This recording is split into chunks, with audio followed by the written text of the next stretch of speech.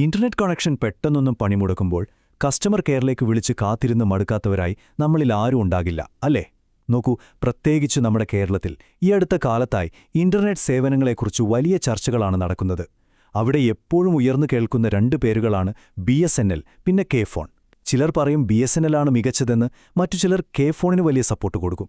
അപ്പോൾ യാതൊരുവിധ രാഷ്ട്രീയ ചായ്വുകളുമില്ലാതെ ലഭ്യമായ വിവരങ്ങളുടെയും വസ്തുതകളുടെയും അടിസ്ഥാനത്തിൽ എന്താണ് ഇതിന്റെ യഥാർത്ഥ സത്യാവസ്ഥയെന്ന് ഈ ഒരു അനാലിസിസിലൂടെ നമുക്കൊന്ന് പരിശോധിക്കാം. എല്ലാവരും ചോദിക്കുന്നൊരു പ്രധാന ചോദ്യമുണ്ട്. കെ ഫോണാണോ അതോ BSNL ആണോ യഥാർത്ഥത്തിൽ നമ്മുടെ സംസ്ഥാനത്തിന് ഏറ്റവും കൂടുതൽ ഗുണം ചെയ്യുന്നത്?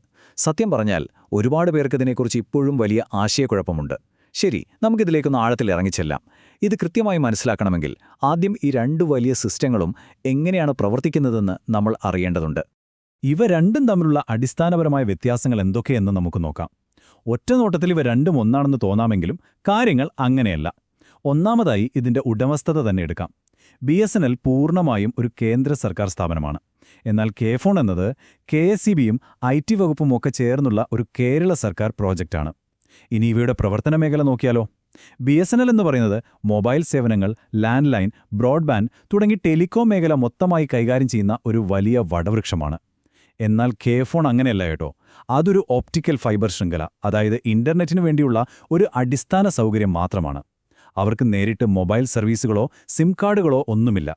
ഇന്റർനെറ്റ് നൽകാനുള്ള ഒരു ബാക്ക്ബോണായി മാത്രമാണ് ഇവർ പ്രവർത്തിക്കുന്നത്. പിന്നെ ഇവരുടെ ലക്ഷ്യങ്ങളും തികച്ചും വ്യത്യസ്തമാണ്. കുറഞ്ഞ ചെലവിൽ രാജ്യമെമ്പാടും ടെലികോം സേവനങ്ങൾ എത്തിക്കുക എന്നതാണ് BSNLന്റെ മെയിൻ ടാർഗറ്റ്. എന്നാൽ ഡിജിറ്റൽ വിടവ് നികത്താനും പാവപ്പെട്ടവർക്ക് സൗജന്യമായി ഇന്റർനെറ്റ് നൽകാനും വേണ്ടിയാണ് കെ ഫോൺ പ്രധാനമായും ലക്ഷ്യമിടുന്നത്. ഈ വ്യത്യാസം നമ്മൾ നിർബന്ധമായും മനസ്സിലാക്കി വെക്കണം.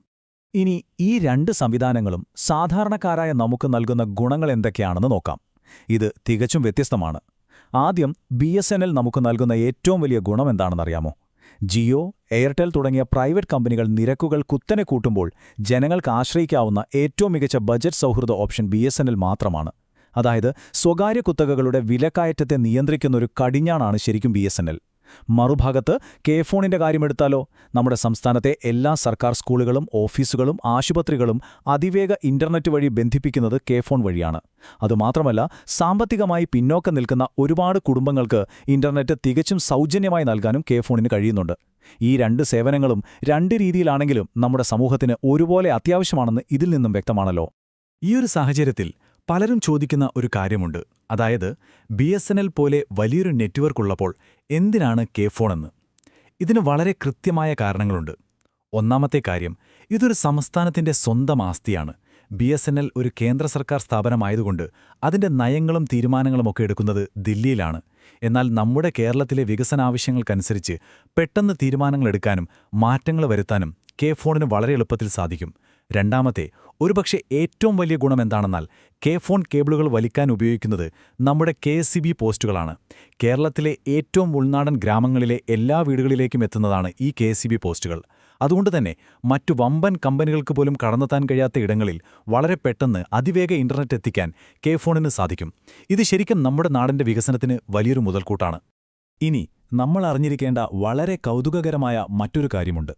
കെ ഫോൺ വന്നതുകൊണ്ട് BSNL ആവശ്യമില്ല എന്ന് ഇതിനർത്ഥമുണ്ടോ? ഒരിക്കലുമില്ല. എന്തുകൊണ്ട് BSNL എക്കാലത്തും ശക്തമായി തുടരണമെന്നതിന് പ്രധാനമായും രണ്ട് കാരണങ്ങളാണുള്ളത്.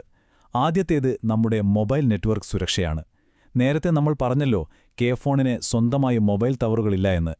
നാളെ ഒരു വലിയ പ്രകൃതി ദുരന്തമുണ്ടായാലോ അല്ലെങ്കിൽ സ്വകാര്യ ടെലികോം കമ്പനികൾ മൊത്തമായി അവരുടെ സേവനങ്ങൾ നിർത്തിവെച്ചാലോ നമുക്കെപ്പോഴും കണ്ണും പൂട്ടി ആശ്രയിക്കാൻ കഴിയുന്നത് BSNL എന്ന നമ്മുടെ സ്വന്തം ദേശീയ നെറ്റ്വർക്കിനെ മാത്രമാണ്. രണ്ടാമത്തെ കാര്യം, സ്വകാര്യ കുത്തകയ്ക്കെതിരെയുള്ള ഒരു വലിയ മതിൽ കൂടിയാണത്. BSNL പൂർണ്ണമായി തകർന്നാൽ എന്താ സംഭവിക്കുക? ഇന്ത്യയിലെ ടെലികോം വിപണി മൊത്തമായി സ്വകാര്യ കമ്പനികളുടെ കൈപ്പിടിയിലാകും. പിന്നെ അവർ പറയുന്ന പണം നമ്മൾ കൊടുക്കേണ്ടി വരും. അതുകൊണ്ട് BSNL നിലനിൽക്കേണ്ടത് ഓരോ പൗരന്റെയും പോക്കറ്റിന്റെ കൂടി ആവശ്യമാണ്. അപ്പോൾ BSNLും നല്ലതാണ്, കെ ഫോണും നല്ലതാണ്. പിന്നെ യഥാർത്ഥത്തിൽ എവിടെയാണ് പ്രശ്നം? എന്തുകൊണ്ടാണ് പലപ്പോഴും നിങ്ങൾക്ക് വളരെ മോശം ഇന്റർനെറ്റ് സർവീസ് ലഭിക്കുന്നത്? നമ്മൾ ഇതുവരെ സംസാരിച്ചതിൽ വെച്ച് ഏറ്റവും വലിയൊരു ട്വിസ്റ്റാണിത്. സത്യം പറഞ്ഞാൽ പ്രശ്നം ഈ സർക്കാരുകളുടെയോ അല്ലെങ്കിൽ ഈ രണ്ട് കമ്പനികളുടെയോ അല്ല. പിന്നെയോ, ഇതിലെ യഥാർത്ഥ വില്ലന്മാർ ഈ കമ്പനികൾക്കും നമുക്കും ഇടയിൽ നിൽക്കുന്ന ചില ഇടനിലക്കാരാണ്. കേൾക്കുമ്പോൾ അതിശയം തോന്നാം, പക്ഷെ നമ്മൾ വിചാരിക്കുന്നതിലും ഗൗരവമുള്ളതാണ് ഈ പ്രശ്നം. ഈ ഇടനിലക്കാരാരാണെന്ന് നമുക്ക് നോക്കാം. ഇവരെ നമ്മൾ വിളിക്കുന്ന പേരാണ് LCO അഥവാ ലോക്കൽ കേബിൾ ഓപ്പറേറ്റർമാർ. കാര്യം വളരെ സിമ്പിളാണ്. BSNL ആണെങ്കിലും കെ-ഫോൺ ആണെങ്കിലും അവർ നേരിട്ട് വന്ന് നിങ്ങളുടെ വീടുകളിലേക്ക് കേബിൾ വലിക്കുന്നില്ല എന്നതാണ് യാഥാർത്ഥ്യം. പകരം അവർ എന്താ ചെയ്യുന്നത്? പ്രാദേശികമായുള്ള ചില ഫ്രാഞ്ചൈസികളെ അല്ലെങ്കിൽ ഈ ലോക്കൽ കേബിൾ ഓപ്പറേറ്റർമാരെയാണ് അതിനായി ഏൽപ്പിക്കുന്നത്. ഇതിലെ ഏറ്റവും വലിയ തമാശ എന്താണെന്നറിയാമോ? പലയിടത്തും BSNL കണക്ഷൻ നൽകുന്നതും കെ-ഫോൺ കണക്ഷൻ നൽകുന്നതും ഒരേ ഓപ്പറേറ്റർമാർ തന്നെയായിരിക്കും. ഇവർ ഈ രണ്ട് കമ്പനികളിൽ നിന്നും ഒരേ സമയം ശമ്പളവും കമ്മീഷനും വാങ്ങും. പക്ഷേ ഉപഭോക്താക്കൾക്ക് ഒരു തകരാർ വന്നാൽ തിരിഞ്ഞു നോക്കുകയുമില്ല. ഒരേ ടെക്നീഷ്യൻ തന്നെ രണ്ട് കമ്പനിയുടെയും ആളായി വന്ന് നമ്മളെ കബളിപ്പിക്കുന്ന അവസ്ഥയാണ് പലയിടത്തും നിലവിലുള്ളത്. ഇതാണ് നിങ്ങൾ അനുഭവിക്കുന്ന മോശം ഇന്റർനെറ്റ് സർവീസിന്റെ യഥാർത്ഥ കാരണം. ഈ വലിയ പ്രശ്നത്തിന് എന്താണൊരു ശാശ്വത പരിഹാരം എന്ന് നമുക്ക് നോക്കാം. ഇത് പരിഹരിക്കാൻ വ്യക്തമായ ചില വഴികളുണ്ട്. ഒന്നാമതായി, വിപണിയിൽ എപ്പോഴും ആരോഗ്യകരമായ മത്സരമുണ്ടാകണം. BSNLും കെ-ഫോണും ഒരേ സമയം ശക്തമായി നിലനിന്നാൽ മാത്രമേ ഒരു സർവീസ് മോശമായാൽ ഉപഭോക്താവിന് മറ്റൊന്നിലേക്ക് എളുപ്പത്തിൽ മാറാൻ സാധിക്കൂ. രണ്ടാമത്തേത് കർശനമായ ഫ്രാഞ്ചൈസി മാനേജ്മെന്റാണ്. അതായത് ഉപഭോക്താക്കളെ നിരന്തരം കബളിപ്പിക്കുന്ന ഇത്തരം ലോക്കൽ ഓപ്പറേറ്റർമാരെ കമ്പനികൾ കൃത്യമായി നിരീക്ഷിക്കണം. പരാതികൾ പരിഹരിക്കാത്തവരുടെ ലൈസൻസ് റദ്ദാക്കാൻ രണ്ട് കമ്പനികളും ഒരുപോലെ തയ്യാറാവണം. മൂന്നാമതായി, BSNL നവീകരണം. കേന്ദ്ര സർക്കാർ BSNLന് കൃത്യസമയത്ത് ഫണ്ടും മികച്ച ആധുനിക ഉപകരണങ്ങളും നൽകണം. അതുപോലെ തന്നെ ജീവനക്കാരുടെ കാര്യക്ഷമത ഉറപ്പാക്കാൻ കൃത്യമായൊരു ഓഡിറ്റിംഗ് സിസ്റ്റവും അവിടെ വരേണ്ടതുണ്ട്. നമ്മളീ പറഞ്ഞ കാര്യങ്ങളെല്ലാം വിലയിരുത്തുമ്പോൾ എത്തിച്ചേരുന്ന വളരെ സുപ്രധാനമായൊരു നിഗമനമുണ്ട്. ഈ വിഷയത്തിലെ ഏറ്റവും കൃത്യമായ വിലയിരുത്തൽ എങ്ങനെയാണ്? നമ്മുടെ ദേശീയ സുരക്ഷയ്ക്ക് BSNL അനിവാര്യമാണ്. അതുപോലെ തന്നെ സംസ്ഥാനത്തിന്റെ പുരോഗതിക്ക് കെ-ഫോണും അനിവാര്യമാണ്. നമുക്ക് ഇത് രണ്ടും ആവശ്യമാണ്. അതായത് ഒന്നൊഴിവാക്കി മറ്റൊന്നിനെ വളർത്തുക എന്നതല്ല ഇതിനൊരു പോംവഴി. BSNLും കെ-ഫോണും പരസ്പരം പൊരുതാതെ കൃത്യമായ നിയമങ്ങളോടെ ഒപ്പത്തിനൊപ്പം മത്സരിച്ച് മുന്നേറുന്നതാണ് ജനങ്ങൾക്കും സംസ്ഥാനത്തിനും ഏറ്റവും വലിയ ഗുണം ചെയ്യുക. അതിന് ഈ രണ്ട് സംവിധാനങ്ങളും കുറ്റമറ്റ രീതിയിൽ മുന്നോട്ടു പോകേണ്ടതുണ്ട്.